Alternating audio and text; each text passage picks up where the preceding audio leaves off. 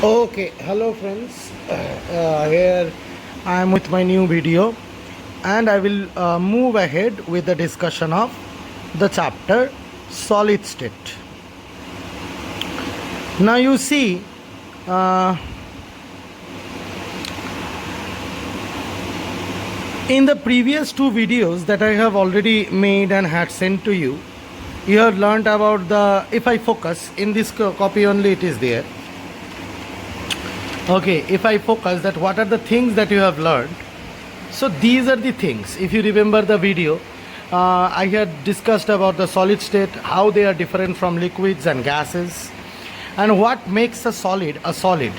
What is the nature of the particle, the binding force, and how the particles are being bound with each other, and how the structure of the solid or the structure of the arrangement of the particles affects or makes up the properties of the solid. That thing we have understood, and which the study of which that the structure actually affects the property, or the structure makes up the property. This fact that the structure or the arrangement of the particles makes up the property, that particular thing leads to the development of new solids, like carbon nanotube is one example, which had such bewildering properties, like they are stronger than steel, lighter than aluminum, and conductivity higher than copper.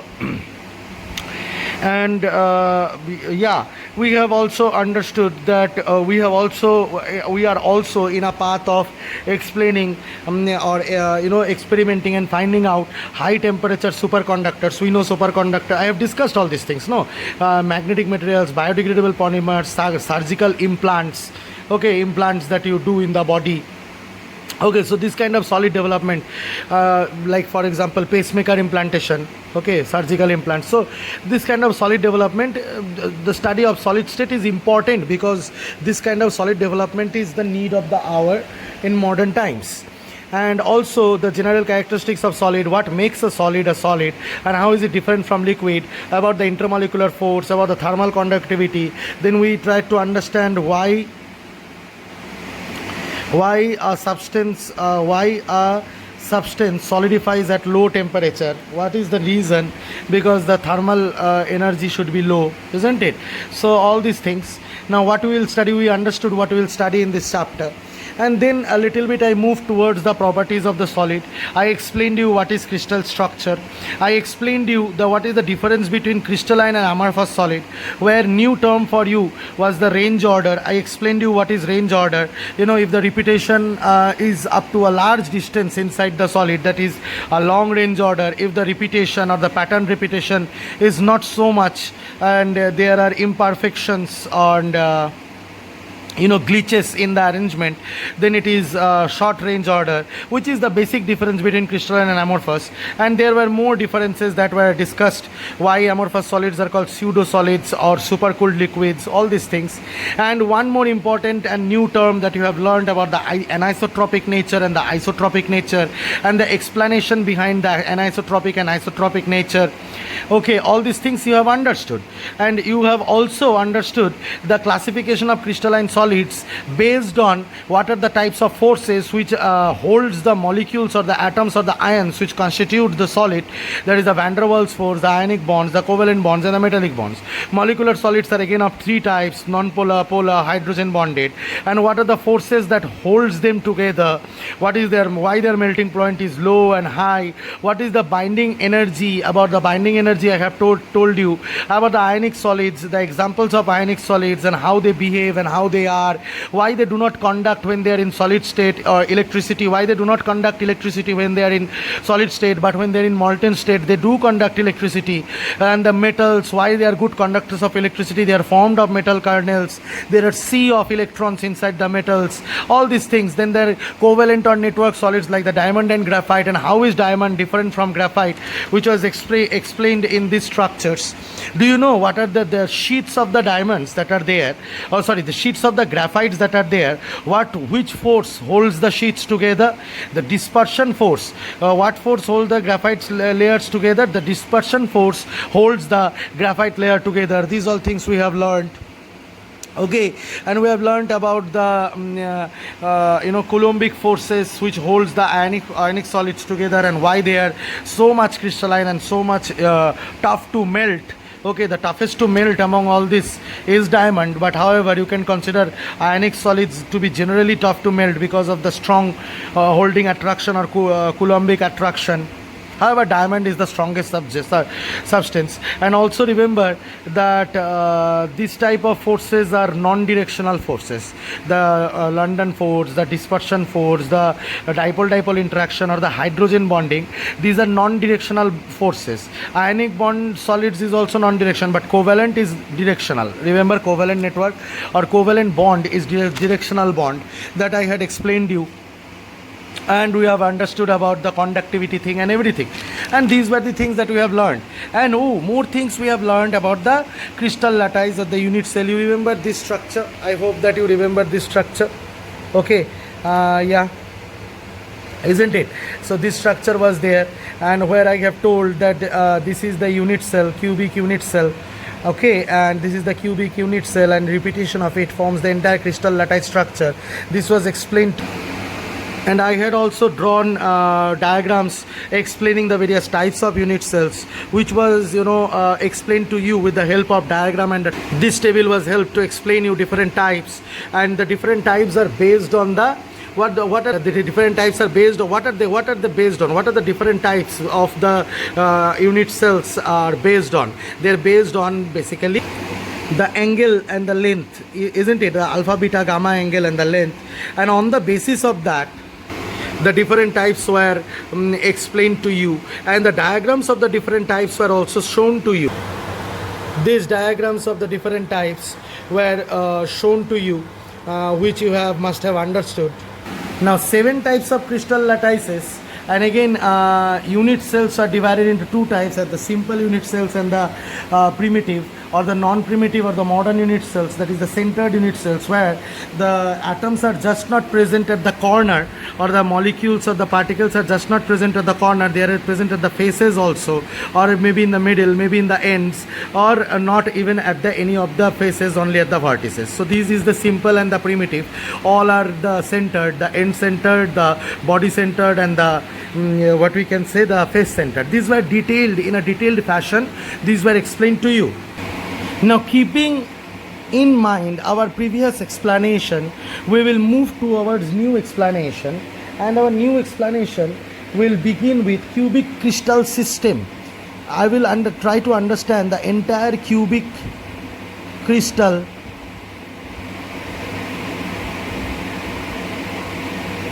system. And when I'll try to understand the entire cubic crystal system, how will I understand? That is the need of the hour. Okay, so I hope that there shouldn't be any problem. We need to understand the cubic crystal system. In case of cubic crystal system, you know about the cubic unit cells, right? So this is a cubic unit cell.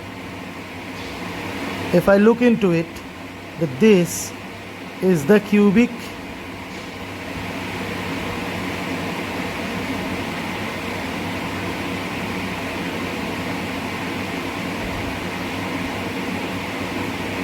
unit cell. Now if you see this cubic unit cell, this is the cubic unit cell, and this repeats to form the entire crystal structure. Now you know that the atoms or the molecules or the ions are present here, and remember, in this chapter we will consider the particles, be it atoms, molecules or ions, to be spheres. Always consider the particles to be spheres, and taking in consideration the particles to be spheres, we will move ahead with our discussion. Now here will be a sphere at the vertex, here will be a sphere at the vertex, here will be a sphere at the vertex, here will be a sphere at the vertex, here will be a sphere at the vertex. Okay, here will be a sphere at the vertex, and here will be a sphere at the vertex. So 1, 2, 3, 4, 5, 6, 7, 8, 8 spheres. Because why? There are 8 vertices.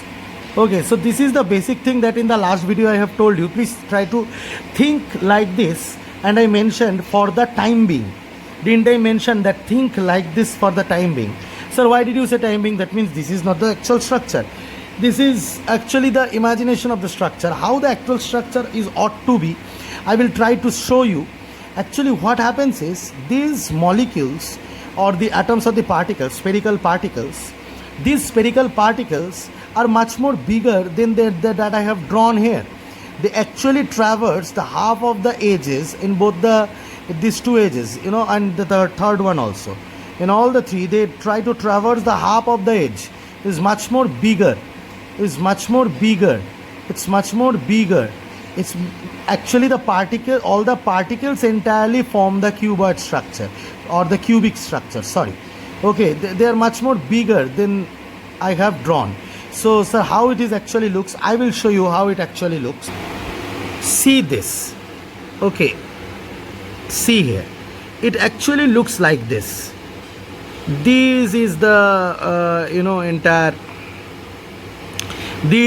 entire sphere, and this is the another sphere. This is the another sphere. This is the another sphere. This is the another sphere. This is the another sphere. 1, 2, 3, 4, 5, 6, 7, 8. 8 spheres. Are you getting my point? 8 spheres, and 8 spheres have form a cubical structure. You can imagine this when you can imagine that.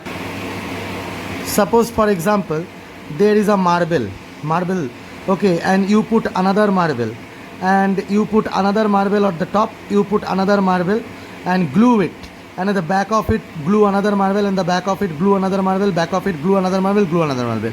Means take 8 marbles and glue them, means join them together, and they will form a cubic structure. Sir, how can you expect us to imagine it to be a cubic structure? How can you expect us to imagine it to be a cubic structure?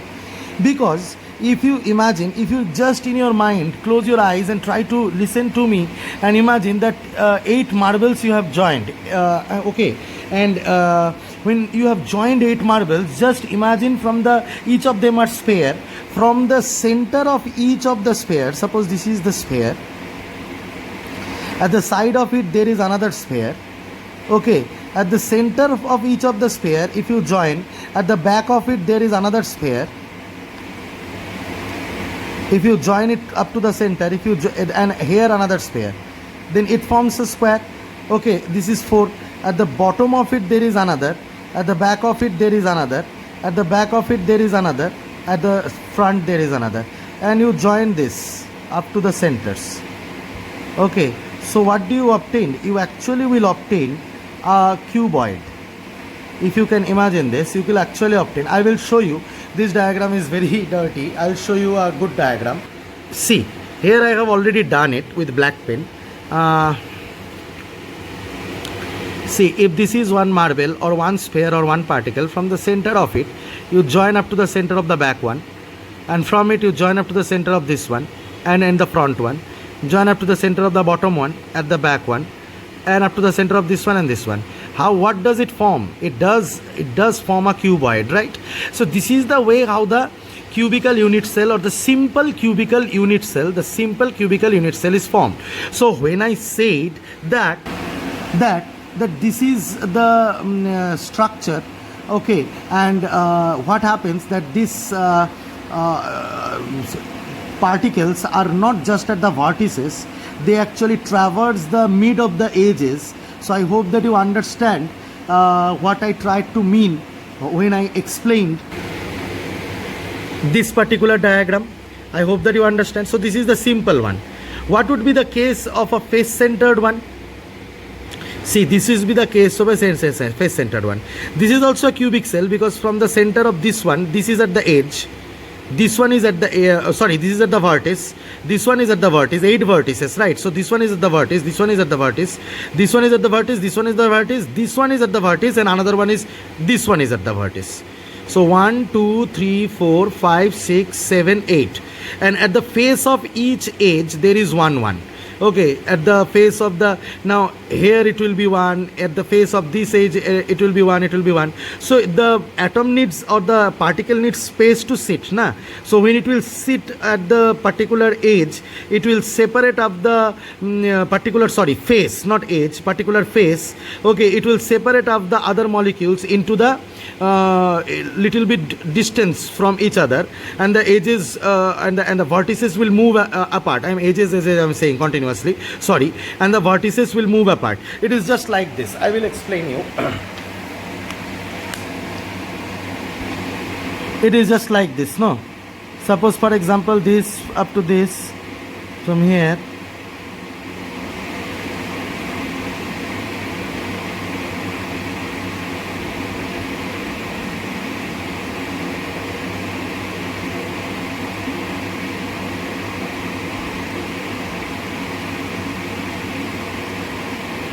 up to here. Now in case of face centered FCC, if case of face centered cubic cell, what did you learn? That at the edges are also, sorry, again vertices, sorry, vertices are also there. At the vertices of the cubic cell, the atoms are there. Okay, and when at the vertices also atoms are there. Okay, and what will happen, that at the vertices are also they are there, and at the face also they are there. How many faces are there? 6 faces, top, bottom, side, front, back. So 1 2 3 4 5 6, because this is one face. Okay, and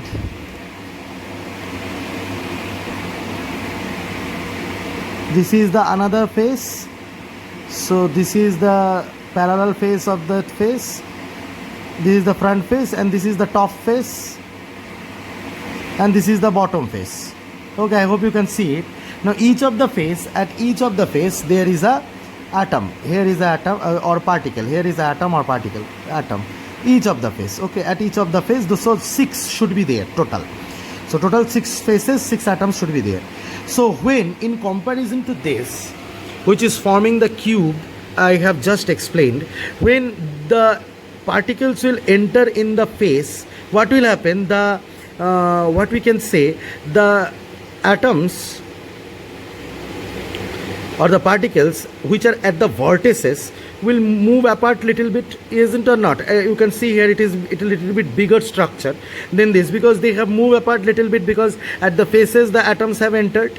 Okay, so this is actually how the face centered is, and this is actually how the body centered is. And this is how a body centered cubic cell would look like. As I have mentioned, see, in body centered I said that when I told you in the previous class, I told that in body centered, if this is the cubic cell, okay, in all the vertices there will be one atom, and at the middle of the body, at the inside, there will be one. So this is how it would look. But then, is it really like this? Do you think it is really like this? Now you will be pissed little bit that, sir, at first you taught us the simple structure. I taught you the simple structure. At first you taught us the simple structure showing this kind of structure for the unit lattices. Okay, different types of unit lattices, or 14 previous lattices or unit cells you have shown in the previous video. Now what are you doing? You are changing our concept to this one. You are telling that, okay, the atoms are not actually present at the vertices, but the atoms themselves are forming the entire structure, and are traversing the edges. Okay, their diameter is traversing the edges, like you can see here. Okay, or like I have drawn here, the diameters are traversing the edges, isn't it? So in that way you have explained. That is fine. Now we understand, we got the new concept of simple cubic lattice or unit cell, face centered cubic unit cell, and the body centered also. Sir, totally okay, we understand. But now you are telling again that do you think that this is really the structure you think about? Yes, this is really the structure you should think about. But you know, not in this way. Now you are forgetting one thing. Let me tell you. You are forgetting that each of the unit cell you have just learnt does form an entire crystal lattice. So if an atom is present at this vertex, that atom is shared by lot of unit cells. One atom which is at the vertex is shared. Suppose here if you think one atom is there, okay, so it is shared by how many? It is shared by this unit cell, this unit cell, this unit cell, this unit cell. Only that? No. इसके ऊपर there is one unit cell. इसके ऊपर भी imagine करो there is one. इसके ठीक इस unit cell के ऊपर और एक unit cell. इस unit cell के ऊपर और एक unit cell. इस unit cell के ऊपर और एक unit cell. And इस unit cell के ऊपर और एक unit cell. है ना? तो 1 2 3 4 और इसके ऊपर 1 2 3 4 इमेजिनरी. तो ये जो पॉइंट है और ये जो वर्टिस है, इसको तो 8 यूनिट सेल मिलके शेयर कर रहा है. ये नो, इसको 8 यूनिट सेल मिलके शेयर कर रहा है. तो जब ये 8 यूनिट सेल मिलके शेयर कर रहा है, तो ये एटम 1/8 पार्ट एक यूनिट सेल में शेयर्ड हो रहा है कि नहीं? क्योंकि ये पॉइंट तो 8 यूनिट सेल, इसका भी ये वर्टिस है, इसका भी यही वर्टिस है, इसका भी ये कॉमन वर्टिस है, इसका भी ये कॉमन वर्टिस है. इसके ऊपर अगर एक यूनिट सेल, जैसे यहाँ पे देखो, इस वाले में ज़्यादा अच्छे से समझ में आएगा. इस वाले में देखो, तो ये कौन कौन शेयर कर रहा है? ये फ्रंट वाला, ये साइड वाला, पीछे वाला, ये वाला, ऊपर वाला, ये वाला. देखो इस वाले का भी वर्टेक्स ये है, इस वाले का भी वर्टेक्स ये है, इस वाले का भी ये है, इस वाले का भी ये है. मतलब ये नीचे वाले का भी ये है. मतलब 1 2 3 4 5 6 7 8, 1 2, इसका भी ये एक वर्टिस है, इसका भी ये एक वर्टिस है, इसका भी ये एक वर्टिस है, इसका भी एक वर्टिस है. एग्रीड? इसका भी ये एक वर्टिस है, इसका भी ये एक वर्टिस है, ये इसका भी ये एक वर्टिस है, इसका भी ये वर्टिस है. एग्रीड? सो ये जो एटम है वो 8 यूनिट सेल में डिवाइड हो रहा है ना? तो एक एटम जो वर्टिस में है उसका 1/8 पार्ट है ना, उसका 1/8 पार्ट एक क्यूबिक सेल में रहेगा. जैसे कि ऐसा होना चाहिए. हालांकि ये फेस सेंटर्ड का दिखा रहा है क्योंकि फेस में है, लेकिन आप कोने वाले को देखो, एज वाले को देखो, तो ये 1/8 पार्ट. आप अगर सोचो एक स्फेयर को 8 पार्ट्स में ब्रेक करे, पहले ये डायग्राम देखो. एक स्फेयर को, ये एक स्फेयर है ना, इसको अगर पहले एक पार्ट में ब्रेक करोगे, 2 पार्ट में, फिर ऐसे, तो ये एक्चुअली अभी 8 पार्ट्स में ब्रेक हो चुका है. देखो इसका ये एक पार्ट हो गया,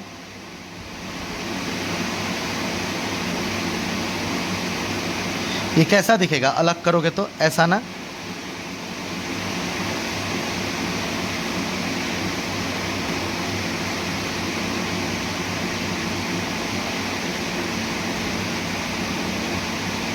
सॉरी वेट, ये ऐसा दिखना चाहिए ना.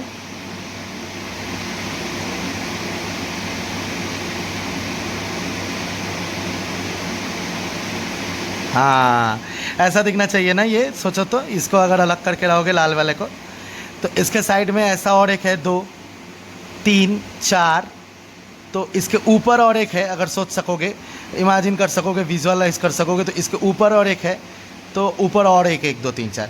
याद है क्लास 11 में सीखा होगा. ये एक्स एक्सिस और वाई एक्सिस 4 पार्ट्स में ब्रेक करता है, लेकिन अगर जेड एक्सिस दे दो तो 8 पार्ट्स में ब्रेक करता है. ठीक उसी तरह है ना. तो इस तरह 8 यूनिट सेल्स में डिवाइड होगा ना. यहाँ पे एक यूनिट सेल पीछे जैसे मैंने दिखाया है, और इसके सामने ये एक यूनिट सेल में चला जाएगा. मतलब यहाँ पे फर्स्ट पार्ट, सेकेंड पार्ट, ये first part, second part, third part, fourth part. तो इसके ऊपर ये 4 पार्ट्स हुआ, तो 4 पार्ट्स ये नीचे का ही दिखा दिया ना मैंने. नीचे वाले का 4 पार्ट्स, तो ऊपर इस 2 के ऊपर और एक है, 1 के ऊपर और एक है, 3 के ऊपर और एक है, 4 के ऊपर, मतलब 4 पार्ट्स के ऊपर 4 पार्ट्स है। जस्ट इमेजिन करो एक गोल गोल स्पेयर को अगर ऐसे तोड़ोगे, ऐसे और ऐसे तोड़ोगे तो 8 पार्ट्स में डिवाइड होगा। तो मेरा बात ये है कि इस कॉर्नर में एक्चुअली 1/8 है ना, तो 1/8 यूनिट सेल है ना इस कॉर्नर में, ठीक है। तो I hope that you have understood. और क्योंकि ये फेस सेंटर्ड का है, तो सर अगर आप सोचोगे कि ये वाला इसका भी तो वैसा ही होना चाहिए, हाँ वैसा ही है, ठीक है। तो सिंपल यूनिट सेल में भी वैसा ही है। तो अगर आप सिंपल यूनिट सेल का बात सोचो, तो जैसा मैं बता रहा था, अगर आप सिंपल यूनिट सेल का बात सोचो तो सिंपल यूनिट में हर कॉर्नर में 1/8 है, हर कॉर्नर में। मतलब ऐसा है कुछ ऐसा। अगर क्यूबिक यूनिट सेल ड्रॉ करोगे, है ना, क्यूबिक यूनिट सेल ड्रॉ किया तो यहाँ पे 1/8 ऑफ द एटम है। एक पूरा एटम सोचने से नहीं होगा, क्योंकि जैसे मैंने देखा है इसके ऊपर भी एक है, साइड में भी एक है, और 8 यूनिट सेल मिलके एक एटम को, एक एज के एटम को शेयर करेगा। तो यहाँ पे भी 8 मिलके शेयर करेगा, ये भी 8 से, ये भी 8 से, ये भी 8 से। लेकिन देखो एक यूनिट सेल में कॉर्नर भी 8 ही है। दिमाग, अब थोड़ा दिमाग इस्तेमाल करो। एक यूनिट सेल में कॉर्नर भी 8 ही है और एक कॉर्नर में 1/8 थे, तो 1/8 इंटू 8 मतलब एक एटम या फिर एक पार्टिकल। मतलब एक यूनिट सेल में अगर वो सिंपल हुआ, अगर वो सिंपल यूनिट सेल हुआ तो एक यूनिट सेल में एक एटम या एक पार्टिकल होता है, ठीक है। ये एकदम सही बात है, क्योंकि इसमें यहाँ पे तो 1/8 सोचना पड़ेगा ना। कैसे सोचना पड़ेगा? ऐसे सोचना पड़ेगा। जस्ट ये आपका वो वाला फेस सेंटर्ड वाला डायग्राम है, जस्ट इसको इग्नोर करो, इसको इग्नोर करो, इसको इग्नोर करो। लेकिन ऐसे 8 कॉर्नर में ऐसे ऐसे लगा हुआ है, थोड़ा क्लोज है, ठीक है, थोड़ा क्लोज है, क्योंकि फेस सेंटर्ड में थोड़ा दूर चला जाता है, आपको पहले बताया था मैंने, थोड़ा क्लोज है। लेकिन इसको जस्ट इमेजिन करो नहीं है, इसको इमेजिन करो नहीं है, नहीं है, तो 8 है। तो 8 कॉर्नर्स में 1/8 पार्ट है, तो पूरे यूनिट सेल में एक एटम है, ऐसे सोच सकते हो। तो ये हो गया आपका पहला बात। अब चलो फेस सेंटर्ड के बारे में सोचते हैं। फेस सेंटर्ड में क्या होता है कि अगर एक फेस में एक एटम है, सोचो कि एक फेस में, ये अगर फेस सेंटर्ड के लिए सोचोगे, और एक मैं ड्रॉ करता हूं यूनिट सेल,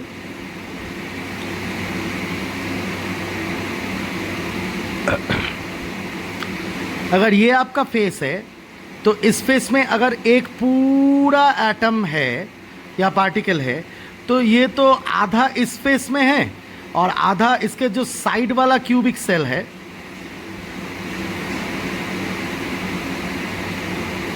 ना, उसका भी एक फेस लगा हुआ है। जैसे कि दिखाता हूं मैं, रुको। जैसे इसको अगर यूनिट सेल सोचोगे एक ठो, ठीक है, तो ये क्यूबॉइडल है, तो आप क्यूबिक सोचो। तो फेस में अगर एक एटम ऐसे होगा, स्फेरिकल एटम सोचोगे, तो आधा एटम इस फेस में होगा, तो लेकिन इस फेस को तो दूसरा एक यूनिट सेल शेयर करना है ना, ऐसे। जैसे कि एक एज में जब हम बता रहे थे, एक वर्टेक्स में जब हम बता रहे थे, तो बता रहे थे कि 8 है, 8 यूनिट सेल। कैसे? यहाँ पे एक ऐसा होगा, यहाँ पे एक ऐसा होगा, है ना, तो इसके ऊपर एक ऐसा होगा, इसके पता था मुझे गिरेगा, मेरे को पता था। एनीवे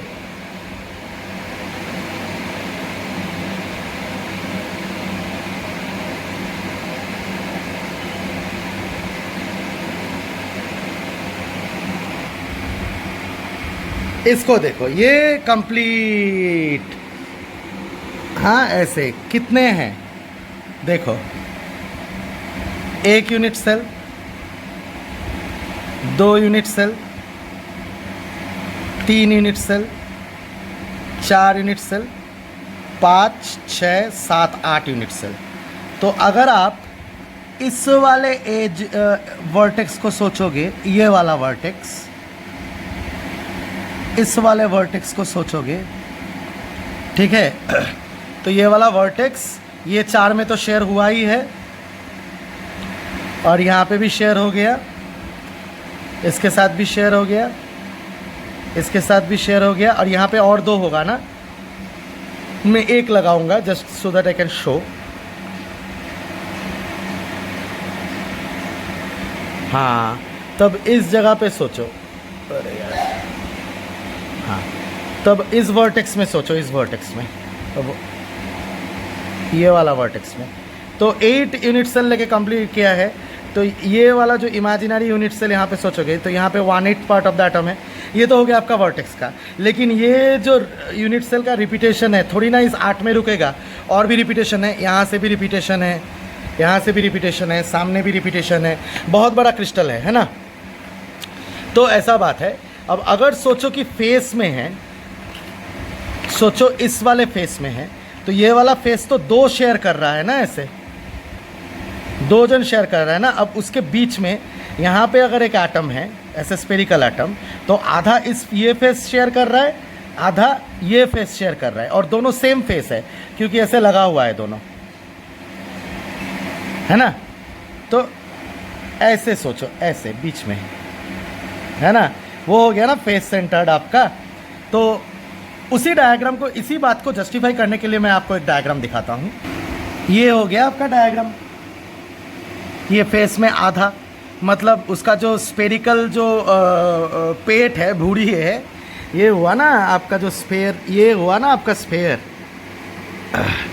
इसको बीच में से काटो तो ये आपका हेमिस्फेयर मिल जाएगा ना, एक ठू।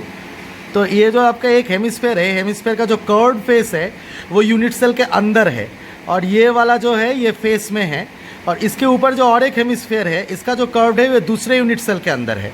जैसे कि यहाँ पे ये इसके यूनिट सेल के, ये इस यूनिट सेल के अंदर की तरफ है, तो इसके साइड में और एक जो यूनिट सेल है उसके तरफ और एक ऐसे ऐसे ऐसे है, राइट और रॉन्ग, दूसरा हेमिस्फेयर है। तो मतलब एक फेस में आधा रहता है, तो हर एक फेस में आधा आधा रहेगा, हर एक फेस में 6 फेसेस है, 6 फेस में आधा आधा रहेगा। ओके, सो फेस सेंटर्ड का ये बात हो गया कि 6 फेसेस में आधा आधा है। तो इसका मतलब अगर 6 फेसेस है,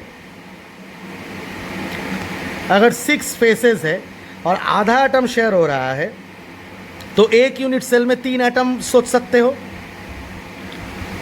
है कि नहीं। एक यूनिट सेल में 3 एटम सोच सकते हो फेस में।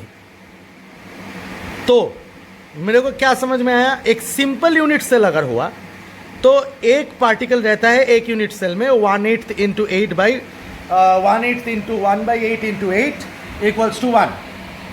और अगर वो फेस सेंटर्ड हुआ, अगर वो फेस सेंटर्ड हुआ तो एज में तो रहेगा ही रहेगा, जैसे यहाँ पे है एज में तो रहेगा ही रहेगा 1/8 1/8 1/8 1/8 1/8 1/8 1/8, तो यानी 1/8 इंटू 8 1 एटम, और फेस में भी आधा करके है, मतलब हाफ एटम है।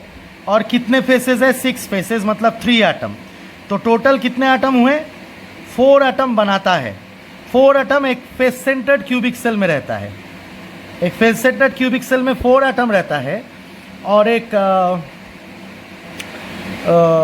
सिंपल में 1 एटम रहता है। ठीक है सर, बॉडी सेंटर्ड में कितना रहता है, बॉडी सेंटर्ड में आसान है।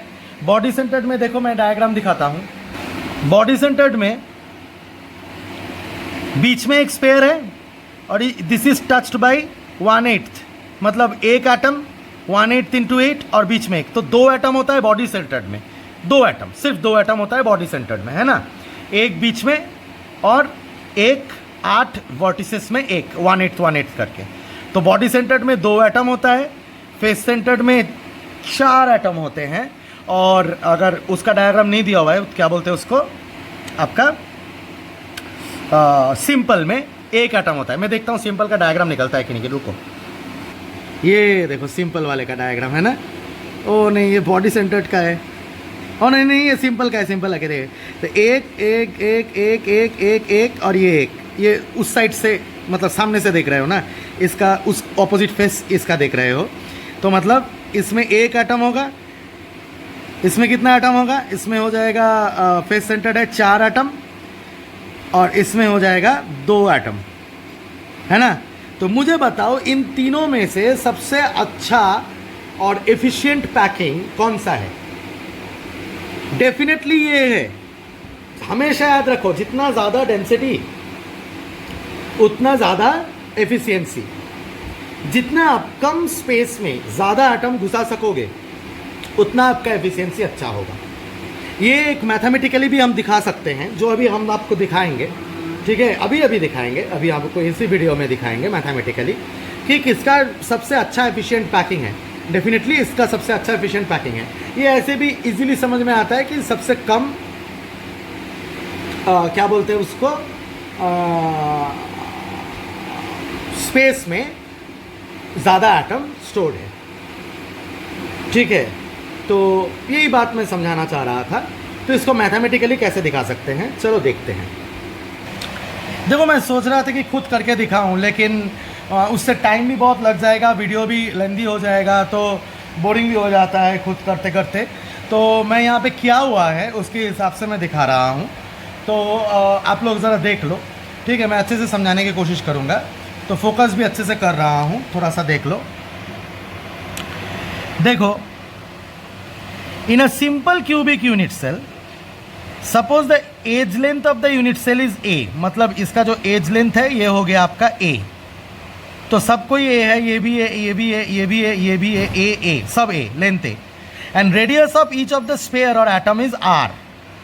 अब जो आपने सीखा है उसके हिसाब से a is equals to 2r। Sir a equals to 2r क्यों बता दिया यहाँ पे? ए इक्वल्स टू 2r क्यों बता दिया? तो मेरे बाबूलाल देखो, ए इक्वल्स टू 2r क्यों बताया? अगर आप इस डायग्राम को देखोगे तो ये ए है और ये स्फीयर का रेडियस है r, और r और r मिलके पूरा ए बनाया है, क्योंकि इस हिसाब से मैंने समझाया है। ये देखो, ये स्फीयर का रेडियस है r और r, ये 1/8 पार्ट ऑफ द स्फीयर है, लेकिन ये स्फीयर का रेडियस हुआ ना r। अगर आप स्फीयर को इमेजिन कर सकते हो, क्लास 10 में मेंसुरेशन अगर अच्छा था तो अच्छे से इमेजिन कर सकोगे, ये स्फीयर का रेडियस है r और ये r, तो पूरा edge equals to a equals to 2r बन गया। समझ में आ गया? अब a इक्वल्स टू अगर 2r बन गया तो नंबर ऑफ स्फीयर्स कितना है? एक 1/8 इंटू 8। तो वॉल्यूम ऑफ द स्फीयर कितना हुआ? 1/4 पाई r क्यूब। तो वॉल्यूम ऑफ द क्यूब क्या हो गया? a cube equals to a is equals to 2r, 2r cube is equals to 8r cube. So fraction occupied by the fraction occupied और packing fraction. Packing fraction का मतलब ये है कि कितना स्पेस ऑक्यूपाई किया है और कितना स्पेस वैकेंट है। पैकिंग फ्रैक्शन का मतलब यही है कि कितना स्पेस ऑक्यूपाई किया है। अगर आप गौर से देखोगे तो what is the volume of the cube? What is the volume of the cube? The volume of the entire cube is 8r cube, 8r cube, because each of the side is 2r. What is the volume of the cube? Volume of the cube is a cube, side cube. So each of the side is 2r. So 2r whole cube, which will give you 8r cube. So 8r cube ऊपर में है 4/3 पाई r cube, क्योंकि एक ही spare है। अगर 1/8 1/8 करके सोचोगे तो एक ही स्पेयर है ना, क्योंकि 8 एजेस 8 वर्टिसेस है। तो 4 बाई एक ही स्पेयर में 4/3 पाई r क्यूब।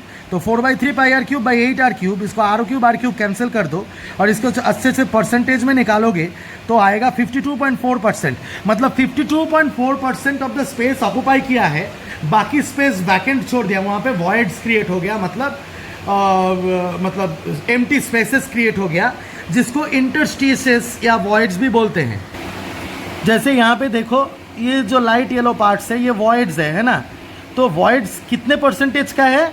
52.4%, 100 माइनस 52.4% का है, मतलब 48.6% का वॉइड ही, 47.6% का वॉइड ही है इसमें, और सिर्फ 52.4% इसने ऑक्यूपाई कर पाया है। चलो देख लेते हैं फेस सेंटर्ड में क्या होता है। फेस सेंटर्ड का बात कुछ ऐसा होता है, क्योंकि एक स्फीयर यहाँ पे है, एक फेस में है, एक फेस में, तो इसका अगर सोचोगे the spheres on the face are touching. अब जो स्फीयर्स जो फेस में स्फीयर्स है वो तो जो एज में है उसको टच करता है definitely. Evidently AC equals to 4r। AC equals to 4r क्यों, मैं बताता हूँ। ये AC इक्वल्स टू क्यों 4r बताया है वो भी बता देता हूँ, रुको। यहाँ पे देखो, ये आपका r है, ये आपका 2r है, ये आपका r है, तो r plus 2r plus r, तो इसका लेंथ क्या हो गया 4r, है ना सर। यहाँ पे ये जो है ना, इसको आप 2r क्यों नहीं लिए?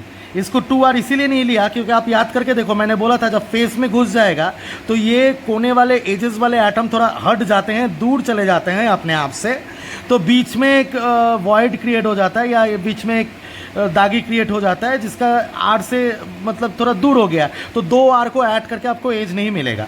तो इसका टेक्निक थोड़ा सा उल्टा है, यहाँ पे आपको एक r ये टच कर रहा है, तो एक r एक r 2r और r मिल गया।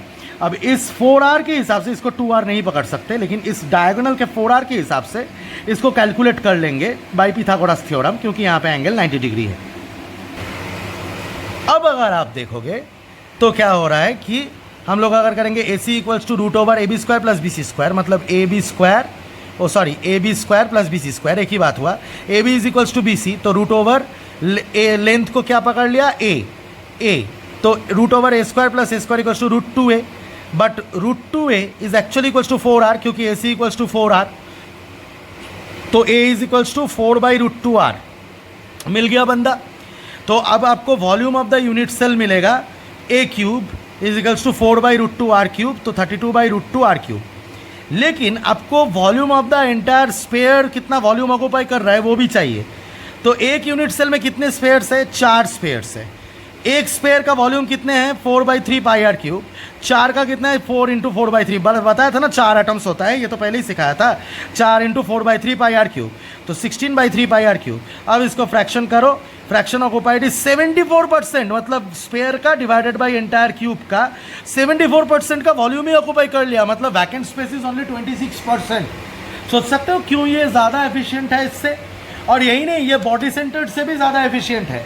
अगर आप बॉडी सेंटर्ड का कैलकुलेशन देखोगे तो वहाँ पे भी दिखा देते हैं कि उसका जो 68% ऑक्यूपाई होता है, मतलब 74 से 6% कम। तो चलो उसका देखते हैं। ये हो गया आपका बॉडी सेंटर्ड वाला। अब बॉडी सेंटर्ड में क्या होता है कि बॉडी सेंटर्ड में भी थोड़ा दूर हट जाता है ना। आप 2r इक्वल्स टू A नहीं पकड़ सकते यहाँ पे, कि आप अगर बॉडी सेंटर्ड का असली वाला पिक्चर देखेंगे, और क्योंकि अंदर में एक बड़ा सा स्फीयर घुस गया है, तो ये थोड़ा जो एज का जो वर्टेक्स का जो स्फीयर है वो थोड़ा दूर हट गया है, तो उस हिसाब से नहीं कर सको। लेकिन यहाँ इस एज से 3 dimensionally, just try to imagine 3 dimensionally अगर आप एक डायगोनल इमेजिन करोगे, यहाँ से लेके 3 डायमेंशनली अगर एक डायगोनल यहाँ तक आएगा, ऐसा इमेजिन करोगे, ठीक है, जो इस डायग्राम में अच्छे से समझ, जो इस वाले डायग्राम में अच्छे से समझ में रहे, मतलब ये इसका ये तो 1/8 थे, इसका 1/8 इसको टच करके है पूरा इसका 1/8, मतलब इसका r, इसका 2r और इसका r, मतलब ऐसे 3 डायमेंशनल जो डायगोनल है वो 3r पकड़ के चल रहा है, 4r पकड़ के चल रहा है। अगर तुम इसके हिसाब से इस एज का पता करना चाहते हो तो थोड़ा कॉम्प्लिकेटेड बन जाता है, लेकिन 9 का सम है बेसिकली। कैसे करना है मैं आपको बताता हूँ।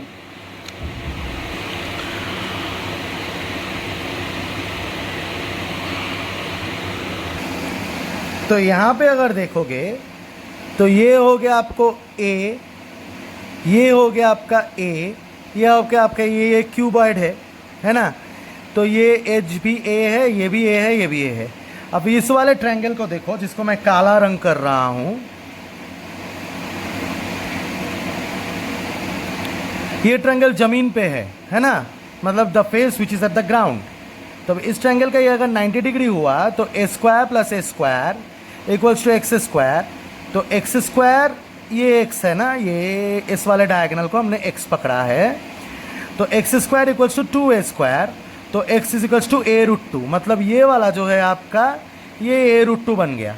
अब हवा में जो डायगोनल है, जो ये वाला डायगोनल है, जो एक्चुअली आपके बॉडी सेंटर्ड में 1/8 ऑफ द स्फीयर का r, बीच में एक बड़ा सा स्फीयर है उसका 2r, और यहाँ पे 1/8 है r, मतलब जो बॉडी सेंटर्ड में ये एक्चुअली 4r करके बैठा हुआ है, उसका एक्चुअली डायगोनल अगर पकड़ोगे तो diagonal square is equals to x square plus यहाँ पे मैंने d पकड़ा है तो d स्क्वायर। क्यों?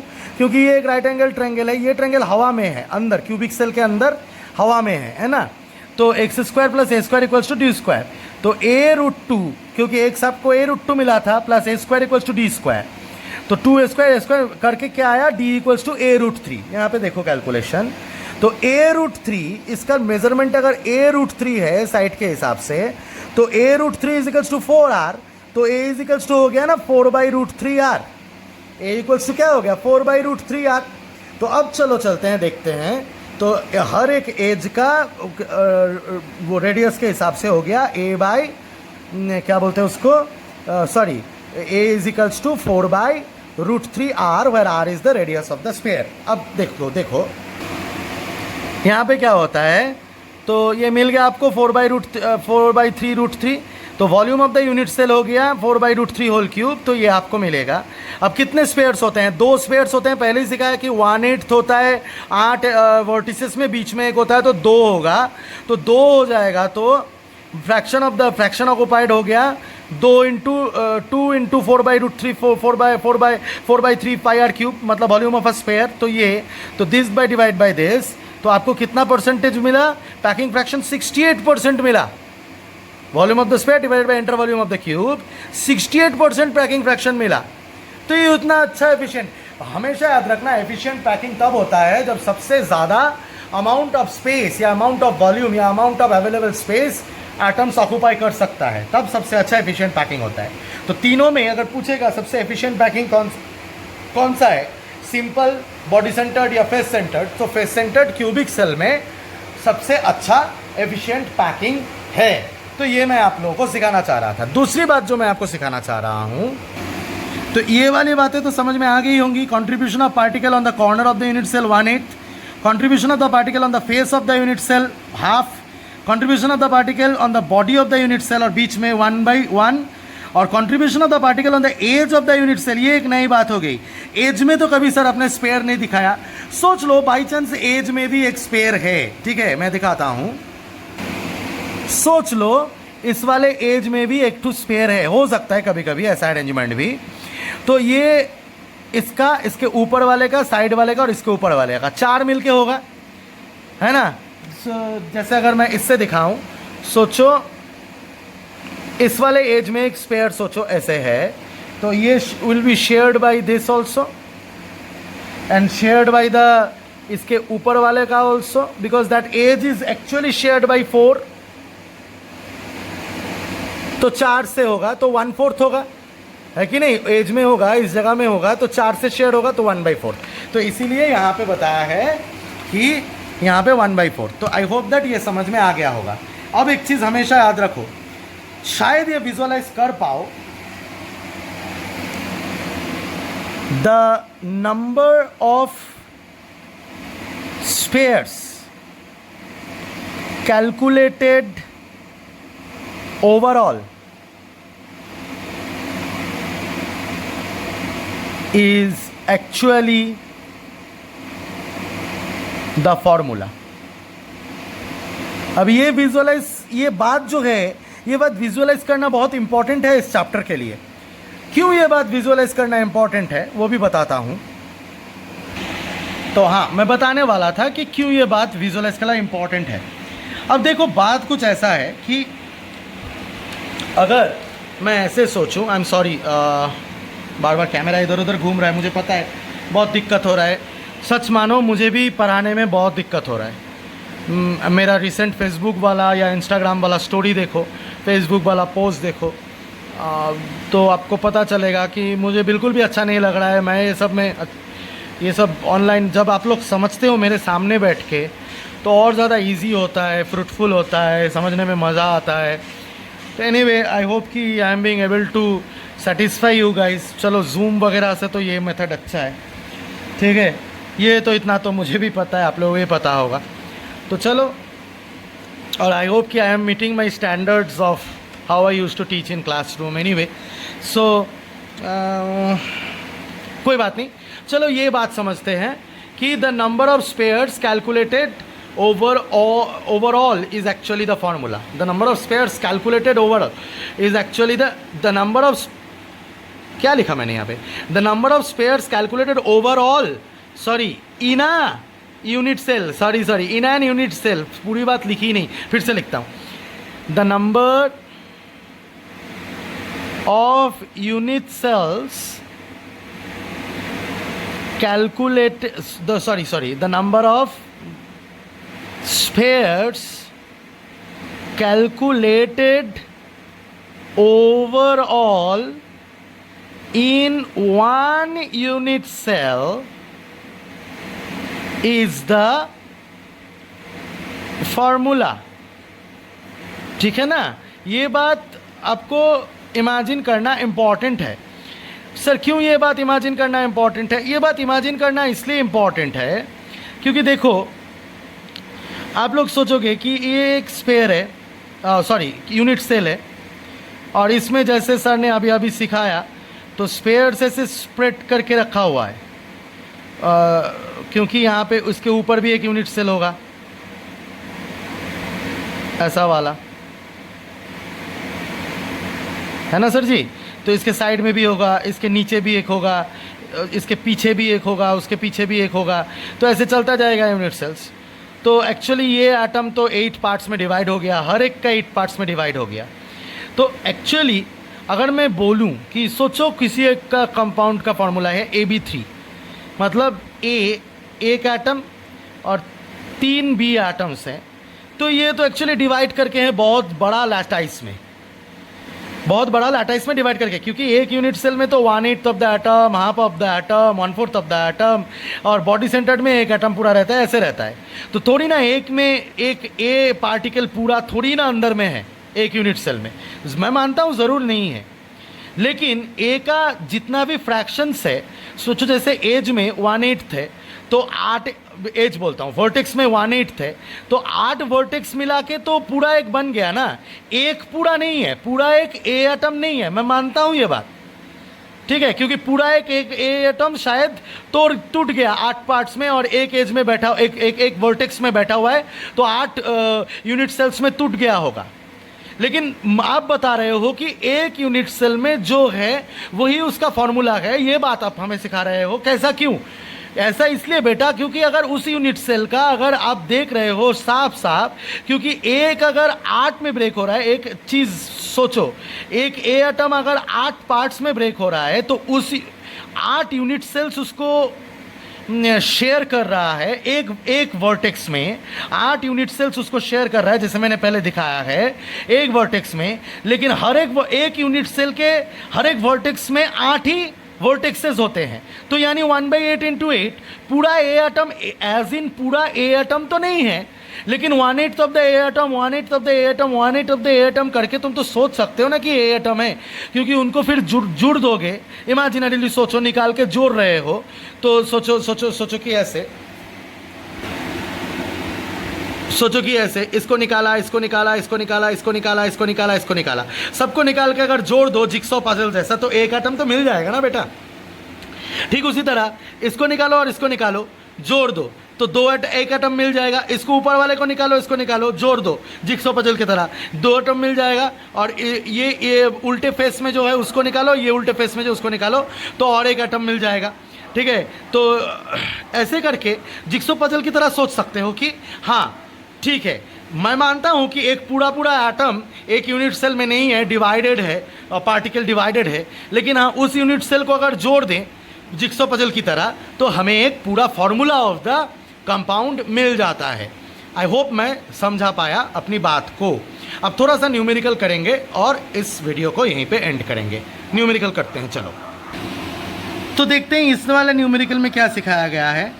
Calculate the number of atoms present in one unit cell of a monoatomic substance element of simple cubic lattice, body centered cubic lattice, space centered. ये मैंने पहले ही सिखा दिया था. अगर मोनोएटॉमिक है तो एक ही एटम, तो यो सिंपल है, अगर है 1/8 करके एज में बैठा हुआ है, तो 1/8 इंटू 8 कितना होगा, एक एटम होगा. सिंपल में बॉडी सेंटर्ड में 2 होगा, क्योंकि 1/8 करके 8 वर्टेक्स में एक एटम बन जाएगा, और बीच में एक है 2 होगा, और फेस सेंटर्ड में 4 होता है. क्यों? क्योंकि 1/8 करके 8 वर्टेक्स में एक हो जाएगा, 1/8 इंटू 8, और 6 फेसेस है, हाफ करके है, तो 1/2 इंटू 6 3 बन जाएगा. चलो देखते हैं वही क्या होगा. ये देखो